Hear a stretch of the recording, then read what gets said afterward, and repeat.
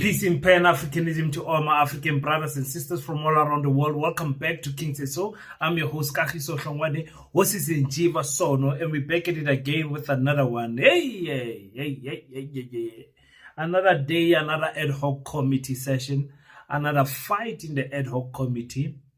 Well, not fight, arguments. They are always taking jabs at each other, these politicians. And somehow, somewhere, some way, the CiC always finds himself as the common denominator. The CiC versus MK, the CiC versus the Patriotic Alliance, the CiC versus ANC, the CiC versus the Democratic Alliance, CiC versus everyone there in the Antonio. And I said it in the beginning. I said sometimes it looks like the CiC wants to chair from the floor, and which is not Antonio. Ulkhanyane has chaired this ad hoc committee quite well. I am surprised. We never give ANC cadres credit, enough credit. Let me say, not never give, but we never give them enough credit when they do a good job.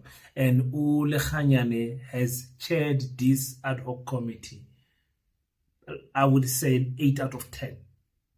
Like, for me, it was excellent the way he did things. Even sometimes you would see that he's too lenient, but he chaired this ad hoc committee very well. He is chairing this ad hoc committee very well. So I would like us to watch some of the proceedings that has happened yesterday, and just give a commentary if possible on some of the videos, because our politicians.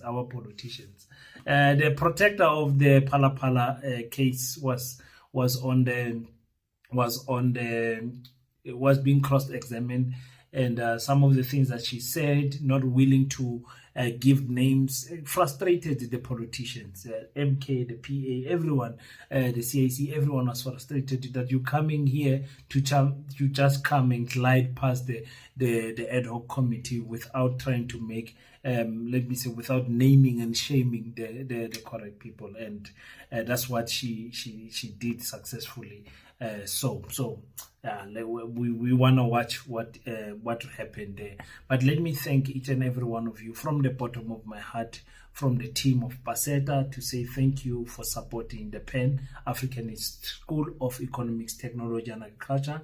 We are building, like I said, in real time, in front of you. You guys see what we are doing, and we are very transparent with the work that we are doing. If you want to know more about what PASETA is all about and everything, go to our PASETA School YouTube channel. That's where you're going to get to know the family of PASETA, the different type of people. You'll meet a lot of people from the marketing team there on PASETA, and I'm telling you right now, you will not regret it. We are Africans. We are doing something. Yeah, we are complaining a lot. We are pointing fingers a lot, but we are also building on the ground, which I think it is very important for all Africans to know that, okay, as much as we are crying, as much as we are fighting, as much as we are arguing, as much as we are pointing fingers, but there is an organization out there that is trying to build and infiltrate the education system for the coming generation, because that's very important. The coming generation cannot get this education that we have now. Otherwise, the education that we have now will tell them to go and queue for 30 Rand burger somewhere in a shop, instead of opening our own shop, competing and beating them with quality and everything. Perfect. Okay, let's quickly watch what is going on at the ad hoc committee. Chair, Advocate, I know ActionSA holds no voting powers when it comes to this decision, but the advocate hasn't said anything differently in comparison to what she told us earlier on and with all other cases. So I'm not sure what has changed from her response this morning to her response now. And we also know that when people are embroiled in and they have cases against them and allegations, we know that it's not just that sole person. We know that there are more people involved. So I'm just saying, let me speak, finish? Chair, on a point of order. You can't interject like that. Let me just finish. Chair, on a point of order. Just sharing my view. Let's take the... Chair. I think I've shared, I've said what I wanted to say. There's nothing different. Honorable, Chair, on a point of order. Honorable James, look at Yes, me. Chair. Look at me. There is a point of order that has been called. And I want to allow the speaker so that we take the point of order. Thank you so much. Chair, we are now in a process of taking a decision, an equivalent of voting. And that should be a subject of permanent members of this committee. So you can't subject us to that which you are subjecting us to. We are saying as permanent members, this is how we're moving. She has got no voting powers on this matter. But there must be a level. At some point, people must feel or they are not permanent members. You can't be enjoying the same privileges as permanent members. Permanent or not permanent, I'm a citizen of this country and I will speak my mind and I will share my view. But Parliament doesn't work about who's a citizen, who's not a citizen. I will speak on behalf of South Learn Parliament. Learn Parliament. Silence. It doesn't work about who's a citizen, who's not a citizen. Learn Parliament. Learn its rules. I'm a citizen. Who's a sub-citizen? You will not silence me. All citizens. Who's a sub-citizen? James, Honorable Malema. Become a full-time No member. kind of Winnie Mandela situation Be a here. full-time You will not member. tell me. Honorable Malema, Honorable James. She's not a full-time member. Doesn't It's matter, not I'm my a problem. citizen and I have the interest of South Honorable Africans James. at heart. She's not a full-time Honorable member. Malema, Doesn't matter. Honorable James. She must go and get the numbers to become a must also full-time go member. somewhere. Chair. Go and Honorable find Winnie Malema Mandela. and Honorable James. Honorable members, you know, I warned you before we went for break. I warned you. It's like I anticipated as a belief. You know, Honorable Malema, matonga moto asagampia wanda. I don't know when chambo to be arena. Rabana ba modimo ka moka waza. Honorable James, may you please conclude your point. I've concluded. Thank you, Chair. Thank you so much. Honorable members, I just want to indicate that we had to give Honorable James a chance to speak, and all of you are aware it's a matter which we debated when we started the work of the committee, when the terms of reference were concluded, that for the purpose of decision making, the inputs of the full members, the 11 full members of the committee, are the ones that count. But because all of us are acting in the name of the Parliament of the Republic, we usually allow these members to express their views. And so let's continue to uphold this practice.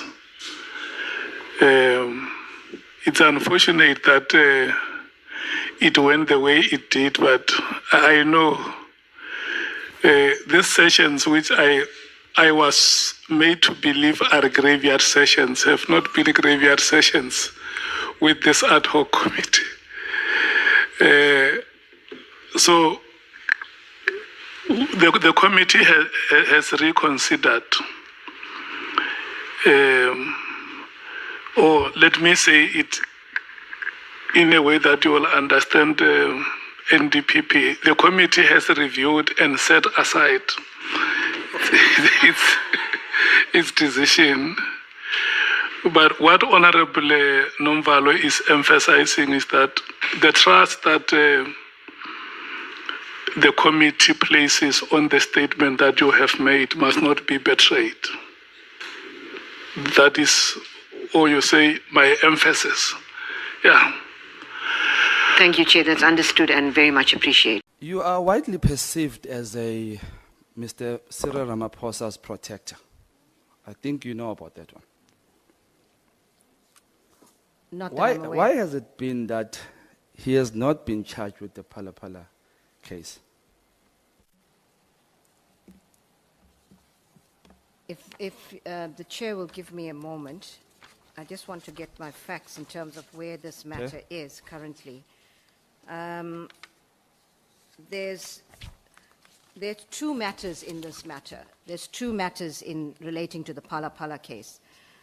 One is the possession of US dollars by the president, case opened by Mr. Arthur Fraser, and the other is, and this particular case is in the, a decision was taken by, no, there's no decision on the matter yet. This matter is with the DPP, I think it's Limpopo.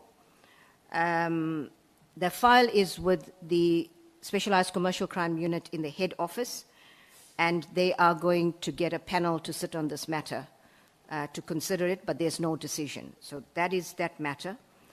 The other matter relates to theft of cash from the president's farm, which is in court. Okay, tell me about this one. The section. Oh.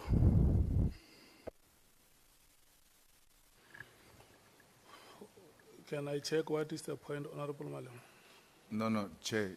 She can't say she's not aware of where the decision lies on the matter of Phala Phala, because there's a decision by DPP in Limpopo not to prosecute. And even the head of IDEC told us that the matter is with her because there were people who took that matter on review. And the question is, why is she unable to prosecute on that matter? Even when Limpopo declined, there was a review which was brought to attention. That's where that matter is. To say there's no decision on Phala Phala is incorrect. Honorable Malema. Chair, NDPP must know that she's got a duty to protect this country more than individuals. You can't say, I want to protect individual because of their rights and all of that. A rotten NPA, it's very dangerous to our constitutional democracy she speaks about. A rotten NPA is dangerous to the Constitution of the Republic of South Africa. So you cannot protect an individual over the Constitution of the Republic of South Africa. Just her failure to respond to this question, she must take a bag and go. She's not going to be useful to us. We are asking names. That's why we are here. We are told there are people who kept people is names. Who are those people? We want names of drug cartels. We want names of corrupt police. We want names of corrupt judges. We want names of corrupt prosecutors. That is the whole idea of us being here. So you call a witness, when she left home, she left saying she's going to do what here? She's coming to read a policy statement in an inquiry. Here we even discuss boardroom. We're discussing a pillow talk. Yeah. That's how far we go. Now we're being told no, just a name. We can't be given a name of a prosecutor who's suspended. I know that there is a prosecutor called Chauke in Gauteng who's put on a special leave or suspended by the President of the Republic of South Africa. It is the President who communicated that publicly. What is so difficult for an NDPP to refer to such a case and say, for instance, we've got this case that is on, but I can't give details. This is what it involves. A lot of people came here and said so. This is a public information. But to come and say, I won't give you names, even on matters that are public, that is having taken a conscious decision that I'm not going to cooperate with them and I'm going to show them that they can't do anything. She's completely undermining us. To put it mildly, she's undermining us, and she left her home having taken a decision to come and undermine us here.